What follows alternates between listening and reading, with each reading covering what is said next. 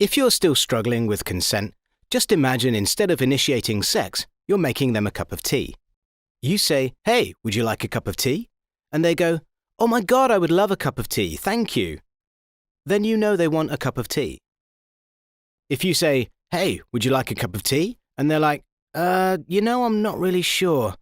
Then you can make them a cup of tea, or not, but be aware that they might not drink it.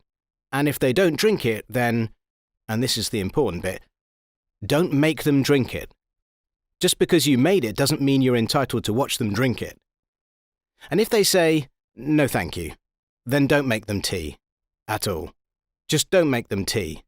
Don't make them drink tea, don't get annoyed at them for not wanting tea. They just don't want tea, okay? They might say, "Yes please, that's kind of you." And then when the tea arrives, they actually don't want the tea at all. Sure, that's kind of annoying as you've gone to all the effort of making the tea, but they remain under no obligation to drink the tea. They did want tea, now they don't. Some people change their mind in the time it takes to boil the kettle, brew the tea, and add the milk. And it's okay for people to change their mind, and you are still not entitled to watch them drink it. And if they are unconscious, don't make them tea. Unconscious people don't want tea, and they can't answer the question, "Do you want tea?" because they're unconscious.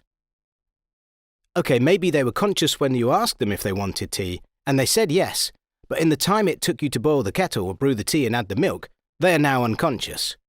You should just put the tea down, make sure the unconscious person is safe, and this is the important part again, don't make them drink the tea. They said yes then, sure, but unconscious people don't want tea. If someone said yes to tea, started drinking it, and then passed out before they'd finished it, don't keep on pouring it down their throat. Take the tea away. Make sure they are safe, because unconscious people don't want tea. Trust me on this. If someone said yes to tea around your house last Saturday, that doesn't mean they want you to make them tea all the time. They don't want you to come around to their place unexpectedly and make them tea and force them to drink it, going, "But you wanted tea last week," or to wake up to find you pouring tea down their throat going, "But you wanted tea last night."